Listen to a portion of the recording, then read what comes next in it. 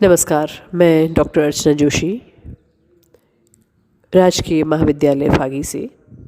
प्रिय विद्यार्थियों, आज हम संतुलन के संबंध में चर्चा करेंगे। संतुलन संयोजन के सिद्धांत का तीसरा महत्वपूर्ण बिंदु है। संतुलन मानव जीवन का आधार है। यह जीवन की गतिशीलता को भी आधार प्रदान करता है। इसके अलावा इसके अभाव में हम स्थिर नहीं रह सकते और असंतुलन असुरक्षा की भावना को जन्म देता है। मानव शरीर के सभी अंग संतुलित होकर ही उसे जीवन में गति प्रदान करते हैं। शरीर में मान के चलिए किसी इंसान के शरीर में 2 आँखों की जगह 1 ही आँख हो, या 2 हाथों 2 पैर की जगह 1 पैर और 1 हाथ हो। अन्य सभी अंग मिलकर अगर सही तरीके से गतिमान भी हो रहे हों तो भी शरीर 1 पैर 1 हाथ के अभाव में असंतुलित ही नजर आएगा। अर्थात शरीर के सभी अंगों में किसी एक के भी अभाव में असंतुलन पैदा हो जाता है। हमारे जीवन की ही भांति दृश्य कलाओं में व अन्य कला रूपों में भी संतुलन एक महत्वपूर्ण सिद्धांत माना जाता है। दृश्य कलाओं में यह संतुलन भौतिक तुला के रूप में न होकर चाक्षुष संतुलन के रूप में देखा जाना चाहिए। हम बचपन से बड़े होने तक कई सारी चीज़ों का जो कि हमारे जिस चीज़ को हम दृष्टिगत करते हैं, एक सामान्य आकार जो सामने दिखाई देने वाली वस्तुओं का होता है, वो हमारे मस्तिष्क में उसकी छवि का एक संतुलित रूप बना देता है। उदाहरण के लिए, अगर हमने सामने कोई गाय देखी है तो अगर उसके 2 सींग, 4 पैर, 1 पूंछ और सशरीर अगर वो चली हुई आती है तो हमें संतुलित नज़र आती है। लेकिन अगर उसका 1 सींग ना हो या 1 पैर छोटा हो तो हम चाक्षुष संतुलन के सिद्धांत पर चलते हुए उसको यह कह सकते हैं कि यह कहीं संतुलन में, इसके शरीर में कहीं संतुलन की कमी है। इसके शरीर में कोई कमी है जो इसे गाय जैसा नहीं लगने दे रही, या सामान्य रूप से गाय कहीं ना कहीं से असंतुलित है। वही चीज़ चित्रकला में भी होती है। अगर आपने कोई कलाकृति का निर्माण करते हैं और उसके अंतर्गत अगर कोई कलर बहुत ज़्यादा जगह घेरता है और दूसरा कलर कम जगह घेरता है तो उस कलाकृति में सामान्यतः असंतुलन देखा जा सकता है, जिसे हमारी अभ्यस्त आँखें शीघ्र ही पकड़ लेती हैं। कला रचना में संतुलन का सिद्धांत है, जिसके अनुसार चित्र के सभी तत्वों के समग्र संयोजन में पूर्ण साम्यावस्था हो। अर्थात संतुलन का कार्य रचना के तत्वों से रेखा, रूप, वर्ण आदि को चित्रतल पर समान रूप से व्यवस्थित करना है, जिससे चित्रभूमि पर उनका चाक्षुष भार सर्वत्र समान रूप से वितरित रहे। भार को किसी एक ही स्थान पर केंद्रीयकृत अथवा एकीकृत न छोड़ देना ही संतुलन का उद्देश्य है। यही संतुलन की आदर्श स्थिति कहलाएगी। अब आप समझ गए होंगे कि चित्रकला के तत्वों, जिसमें रेखा, रंग, रूप, तान, पोत, वर्ण आदि हैं, इन सब का संतुलित और व्यवस्थित रूप से चित्रतल पर रहना ही संतुलन कहा जा सकता है। संतुलन के स्वरूप के बारे में अगर चर्चा करें तो संतुलन का स्वरूप उस तुला के समान है जिसमें केंद्र से बराबर दूरी पर समान भार स्थित हो। संतुलन के साथ यह दृष्टिगत भार जुड़ा हुआ है और भार को भार से ही संतुलित किया जाता है। चित्र के प्रमुख आकर्षण केंद्र में ही भार स्थित होता है।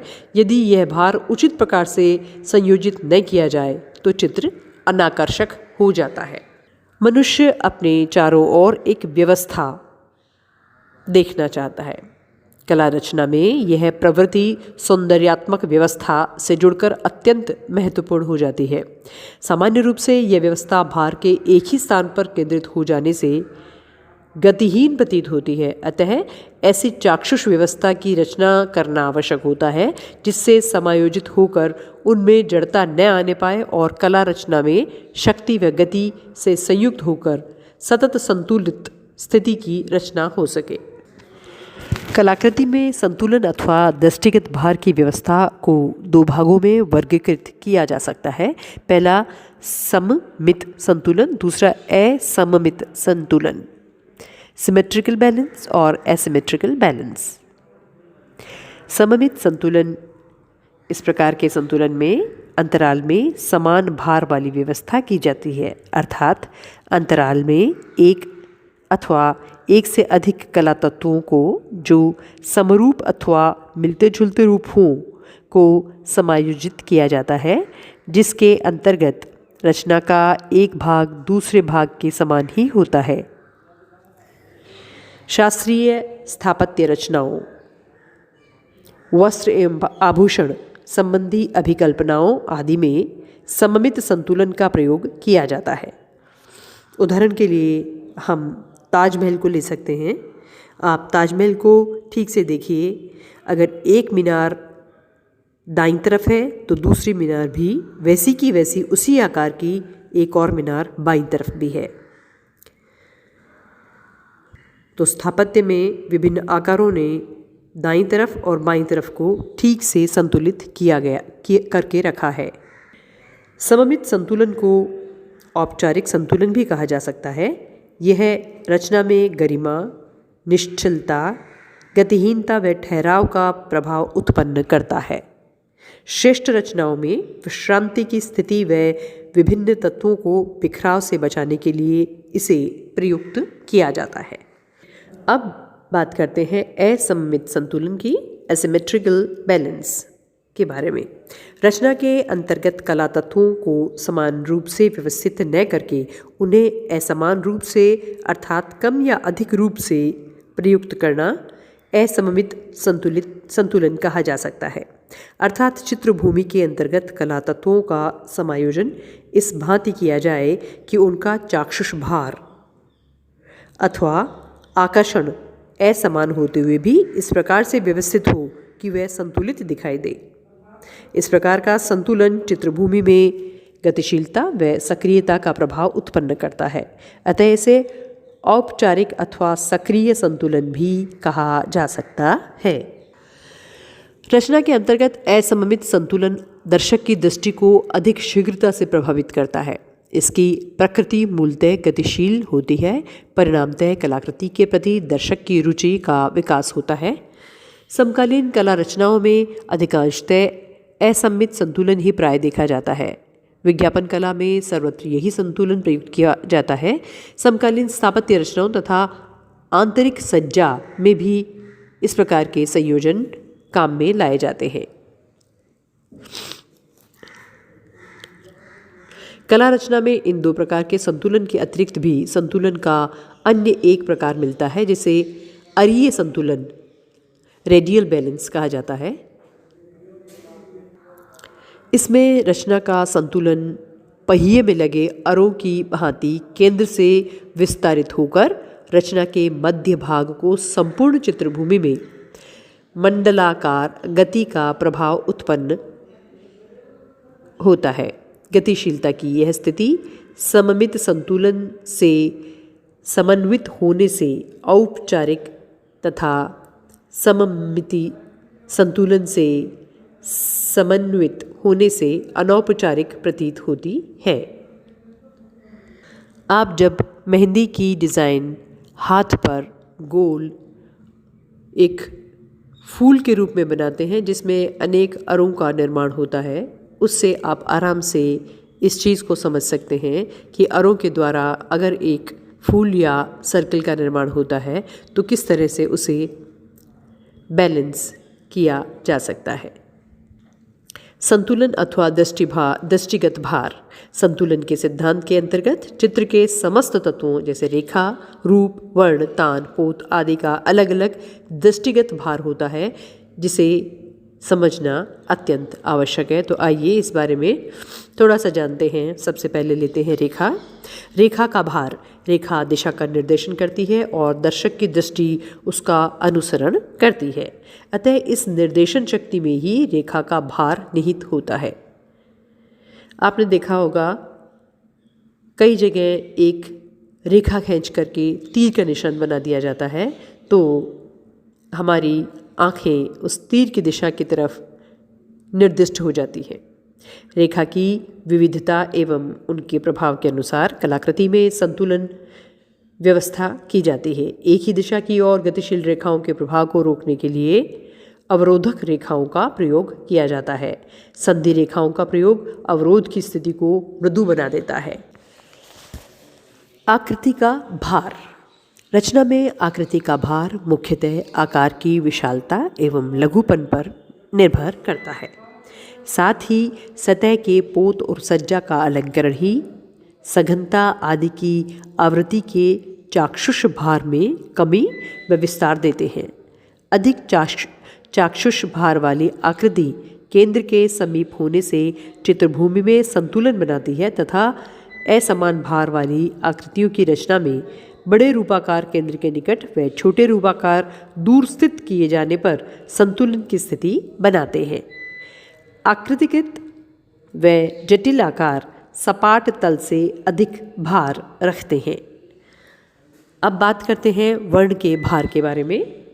रचना के अंतर्गत प्रयुक्त विविध वर्ण, उनके मान, रंगत, सघनता, शीतलता व उष्ण प्रभावों को ध्यान में रखकर ही संतुलन स्थापित किया जाता है।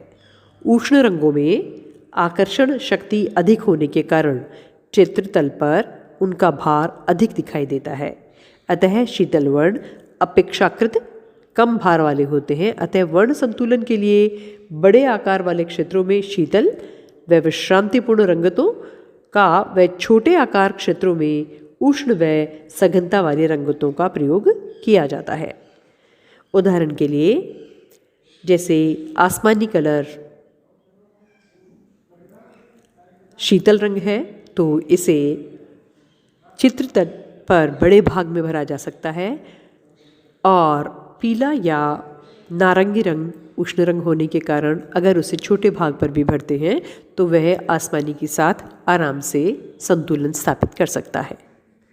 अब बात करते हैं तान का भार।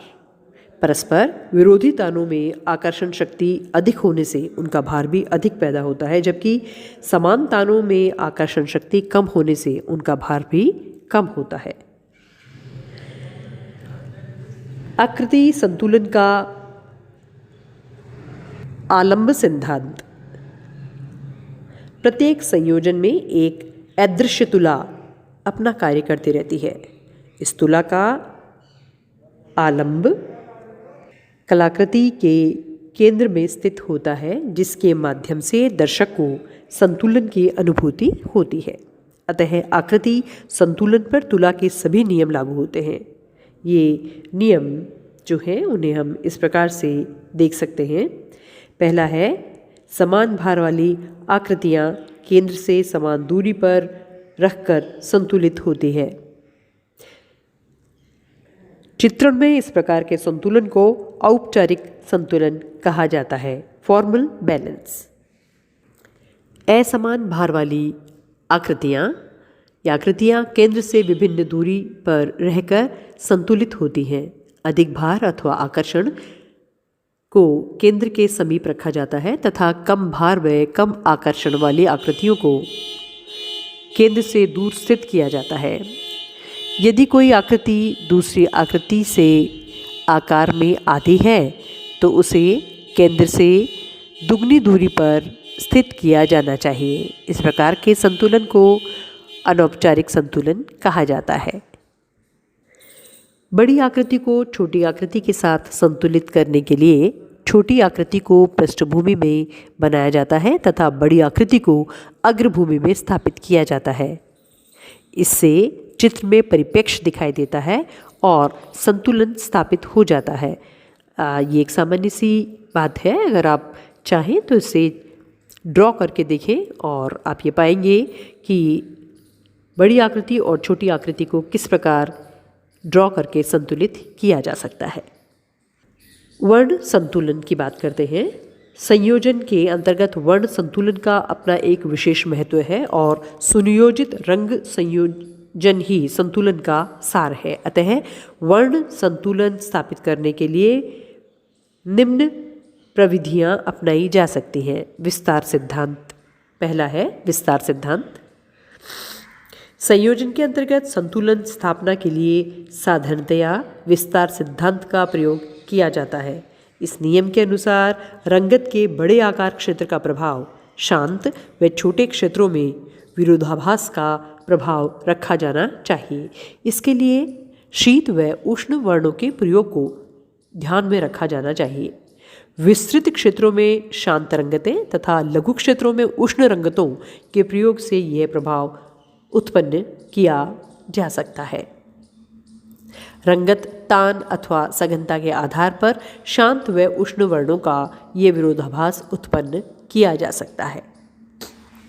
अगला है परिगामी आवृत्ति सिद्धांत। क्रॉसिंग कलर्स और रिपीटेशन ऑफ कलर्स। वर्ण संतुलन का एक अन्य सिद्धांत परिगामी वर्ण अथवा रंगावृत्ति है, अर्थात वर्ण को समस्त चित्रफलक पर दोहराकर लगाना है। इससे वर्ण तथा तान का संतुलन स्थापित होता है और किसी भी वर्ण का भार एक ही स्थान पर केंद्रित न होकर चित्रफलक पर समान रूप से बंट जाता है। जब आप आपके प्रायोगिक पेपर का दूसरा भाग रेंडरिंग में चित्रण करें तो आप के लिए श्रेयस्कर होगा कि इसी पद्धति का आप इस्तेमाल करें। जिस रंग को मुख्य आकर्षण केंद्र में लगाया गया हो उसे अन्य छोटे आकारों में लगाने से चित्र में शांति का भाव पैदा होता है। वर्ण वैज्ञानिक मून सेल के अनुसार एक ही तान अथवा रंगत वाले वर्ण एक ही मान के होने से आकर्षण शक्ति में भी एक समान होते हैं। अतः ऐसे वर्ण आपस में आसानी से संतुलन स्थापित कर लेते हैं। इनके साथ अधिक मान व रंगत वाले वर्णों का संतुलन करने के लिए उनकी रंगतों की मात्रा कम कर देनी चाहिए तथा कम मान एवं रंगत वाले वर्ण ही मात्रा बढ़ा देनी चाहिए। इस प्रकार एक सा रंग अधिक देर तक देखने से रंग की अनुभूति करने वाली सूक्ष्म पेशियों में भी थकान का अनुभव होने लगता है। अतः इस समस्या का समाधान पूरक रंग के प्रयोगों से सफलतापूर्वक किया जा सकता है। पूरक रंग से शक्तिशाली विरोधाभास उत्पन्न होता है और विरोधी वर्ण का लघु आकारों में शुद्ध प्रयोग करने से संतुलन उत्पन्न होता है। अतः संतुलन चित्र रचना की मूल आवश्यकता है और कला रचना का प्रमुख सिद्धांत है। चित्र रचना में प्रयुक्त समस्त तत्वों के समग्र समायोजन को ही संतुलन कहा जाता है। तो आज हमने इस प्रकार चर्चा की संतुलन पर। आप समझ गए होंगे कि संतुलन क्या है। आप इसे सुनिए और ठीक से समझिए और जानते रहें चित्रकला के तत्वों और संयोजन के सिद्धांतों के बारे में। धन्यवाद।